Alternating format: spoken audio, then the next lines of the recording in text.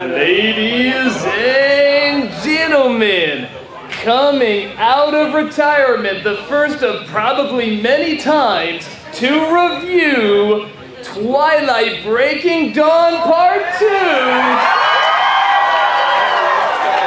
the Nostalgia Critic.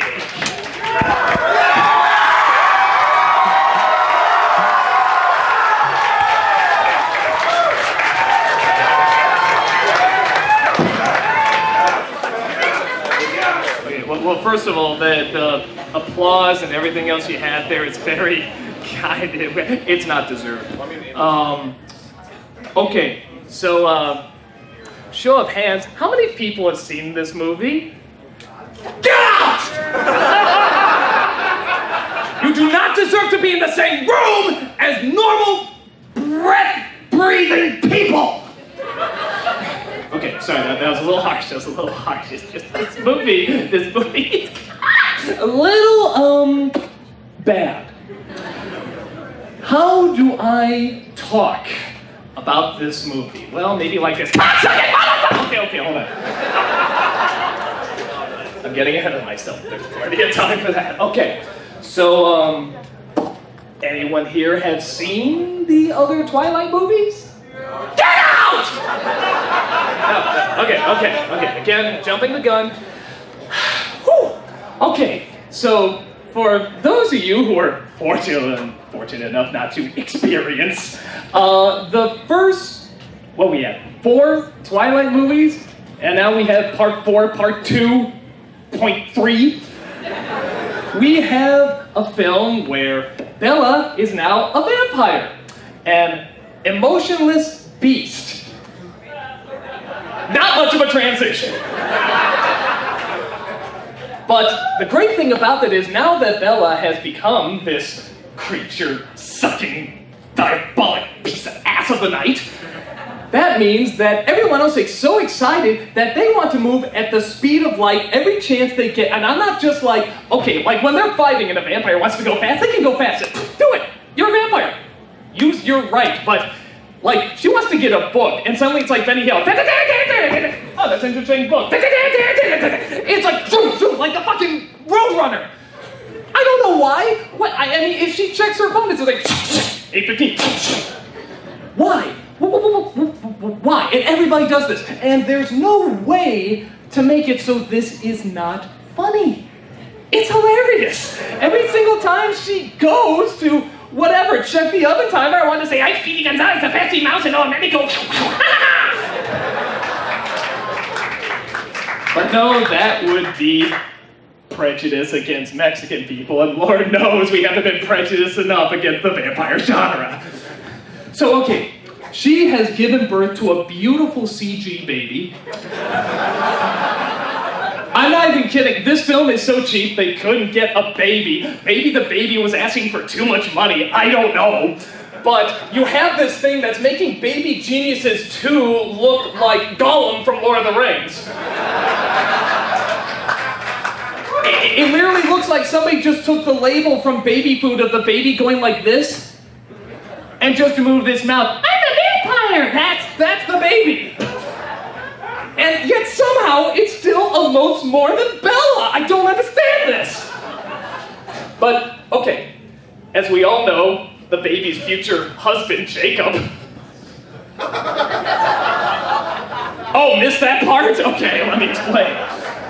Jacob sees this baby, gets a wolf boner, says, hey, you know what? In hopefully 18 years, I bet she'll be hot, and I just might want to do that. A nice bit of tails, considering that I really do have a tail at times. So, okay, you have the baby, grows up pretty fast, and I don't mean like, oh, they grow up so fast. No, I mean within a day, she's like 7. And you're saying to yourself, oh, well, how many days or years or months or whatever went by for that? Well, they don't tell us. For all we know, literally, they have a dissolve of the baby, somehow standing up to be measured, the toddler, and then the 7-year-old just dissolving, and you know what? Maybe it was real time. We don't know. Stephanie Meyer's made up so much shit about Twilight and vampires and stuff like that, I believe anything. If you said that vampires can suddenly shoot web out of their arms and swing around like Spider-Man, you know what? That would be awesome. I would actually see that movie. You know what? Just anything outside of sparkling My Little Pony sparkle, they're the only ones who are supposed to... Again, getting ahead of myself, okay. So, we got Jacob, the future husband-to-be to Bella's daughter. And we have Edward, who still can't emote out of a paper bag. In fact, this duct tape here has much more emotion than Edward ever will. See, you believed it hit the ground, which is much more than anything Edward's ever done.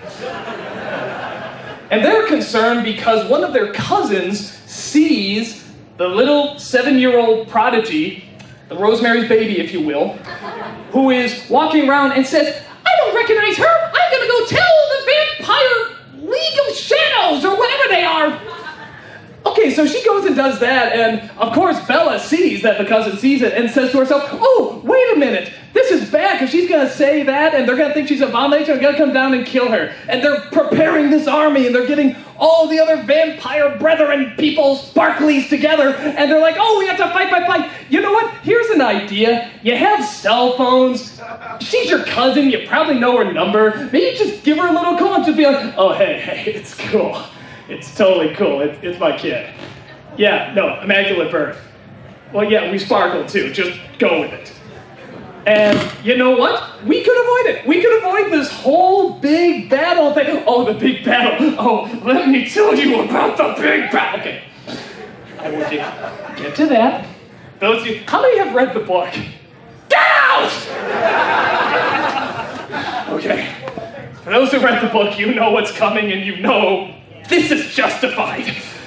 Okay, so you have Bella, and, you know, the little CG 7-year-old baby person. Oh, they CG the 7-year-old into, like, a hot, 20-year-old in a future flashback. Yeah, wasn't that some pervert's dream come true? Jacob's probably. And so they go and they tell this guy, who I swear is like an anorexic version of Andy Serkis, who loves to overact even more than Andy Serkis. I mean, by God, Andy Serkis could do the Gollum voice and he's still more credible than this guy. I mean, this guy hears that there's, this immaculate birth, and he's just like, ah! And what are we supposed to do about the vampire? That was subtle compared to what was in the movie, okay? And then they have this really cool thing where they get all the vampires from all across the world to see the immaculate bitch. And she touches people with her hand, and apparently that convinces them, oh, it's female Jesus, awesome. And everybody looks at her and it's like, okay, we're on her side. Awesome, great. The only downside is that for whatever reason, the brethren don't get this news, even though they're aware of everything that's going on, but they don't hear this little thing. Hey, you know that person we're trying to kill? Everybody's saying that she's, the real deal and really awesome. We're vampires, we sparkle, we look like Gollum and overact like that.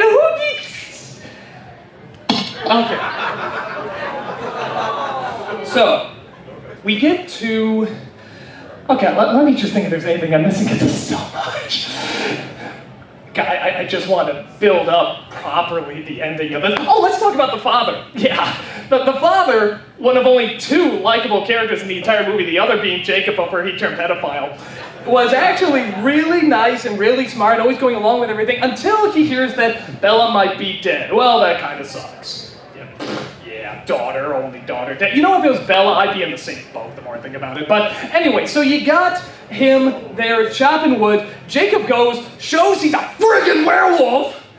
The same reaction as Bella. And goes in, Bella, totally willing not to tell her dad that she's alive, just let him believe that she's dead, and gets really mad at Jacob when when he goes and tells her father that he's actually, that she's actually alive and kicking and screaming. Well, not kicking and screaming because that would allow emotion, but that she is in fact actually alive. Gets mad at him. Of course, Edward's backing her on that because, he's her bitch. So he goes and, listens and says, what's going on? That boy's a werewolf. And she says, don't ask questions. He says, okay, What? He just goes with it. He's just totally fine. I mean, it's maybe the occasional question, why was he a werewolf? I don't know, and he's fine.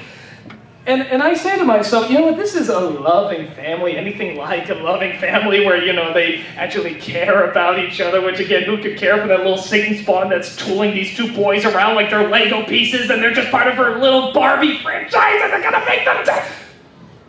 You know, it makes sense that if you're using them as like these Barbie, you know, toys like she is, that she would make them sparkle. I don't even think Stephenie Meyer exists. I think there really is a Bella Swan, and she put the story together, and she's just trying to show all those people in high school that, you know, that really overweight, ugly person that was really awkward, and everybody laughed at her for laughing the vampire game, and, you know, really getting into it and stuff. They're just like, oh, hey, you'll never become anything, She's just like, hell with you, I'm gonna sell my soul to Satan to make this stupid shit actually popular, because everyone's gonna read it, they're gonna like it for some reason, it's not gonna make any goddamn sense, they're gonna be like, oh, so romantic, and then we're gonna make some sort of stupid spin-off that's gonna somehow relate to S&M, and that's gonna be a big hit because everybody's in S&M right now, and yet I'm getting ahead of myself.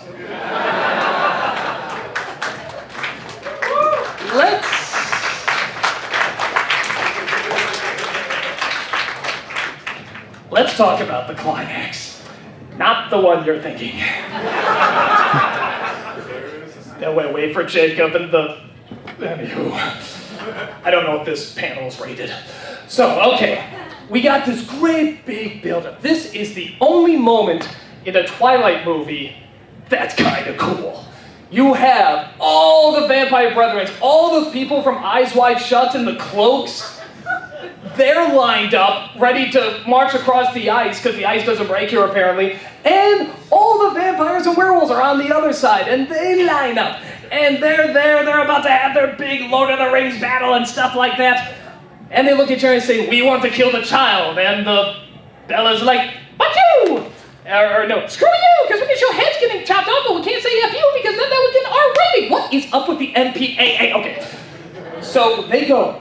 And they say, this child is not going to be a danger. She's going to be fine. She really is immaculate, blah, blah, blah. So everything appears to be okay. But the Gollum leader there looks it over, and he looks at the child and says, oh, let me feel you. It's not as perverted as it is. Maybe it is. I don't know. But bottom line, he goes over, she touches his face, and suddenly he sees that everything they said was true.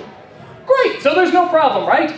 Well, he decides he may want to be a dick. For no other reason except he may want to be a dick. So he goes, and this, what's her name? Alice, the woman who can see into the future at times when it's convenient for the plot. She comes up, and she goes over to the Gollum vampire. Lets him, you know, touch her hand, because that allows him to see into the future. Can they both see into the future? I don't know how it works, but either way, he sees it. She says, oh, you're not going to change your mind no matter what happens. He fucking balls, goes crazy. All the vampire costume show, they go running towards the vampires and werewolves. All the werewolves and vampires, they go running towards the other. And I swear to goddamn, that these things are ripping heads off. Werewolves are coming in, they're taking vampire, putting it on, going, and then the vampires are coming in, and they're going over here, and they're just like, oh, help me, this is Twilight, bitch, and they're dead, heads are flying everywhere. This one guy, because suddenly vampires are like the Planeteers, and they can do fire, wind, earth, water, not hard, because that would actually require having a soul, so they get down, and they go, boom, the ground is breaking, it's like a fucking earthquake, everything is falling, vampires, werewolves, falling down. I'm like, is this Twilight or Lord of the Rings? What the hell is this? It's unfucking-believable. Bella and Edward look at each other in a legit badass moment. They look at that Gollum vampire and they say, you're going down. They rush towards him. Edward finally uses Bella for what she should be, a human shield. Whacks him out. Knocks him to the ground. She gets on his head. Edward tackles him like a football player. They rip the Gollum head, vampire head off, throw him to the ground. They're about to burn him alive. Everybody is falling to their graves. Heads are flying. Blood everywhere. Dakota Fanning, headless. All this incredible stuff. The most awesome, holy goddamn shit ass you wouldn't what you just witnessed turns out it was all a dream!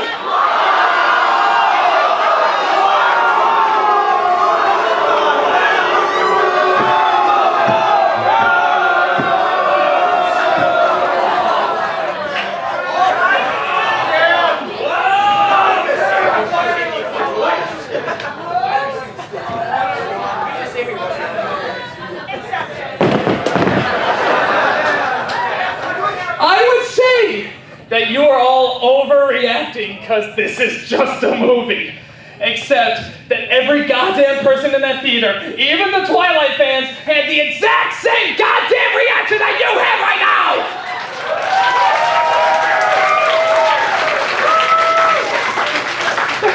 They looked at the screen and they went, what? They don't even care what the explanation is. They go, what? It's like an automatic, when someone hits you, you go, ow. You see bullshit like that, you go, no! And okay, Dream is pushing it because Dream would actually mean, there'd be some credibility. No, it was the vision that the Alice chick who can see into the future is giving the creepy Gollum Vault vampire guy to see what would happen to him if he attacked her. And he says, well, shit, that sucks, bye, and they head out. So, after all the Twilight movies, all the bullshit, 2 movies, divided up, actually telling us the moral of the story. The moral of the story is if you sacrifice nothing, do nothing, play these boy toys like boy toys, you can live happily ever after as the blood-sucking demon that you are. Fuck you, Stephanie Myers!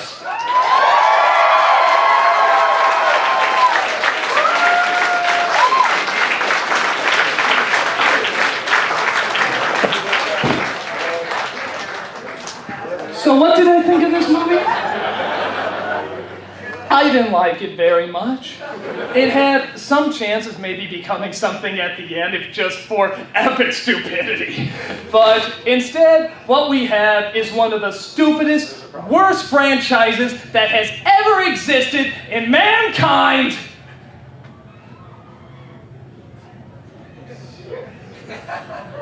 Back up.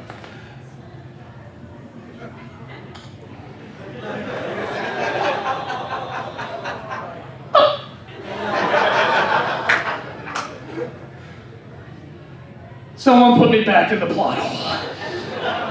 I'm the Nostalgia Critic. I remember it so you don't have to.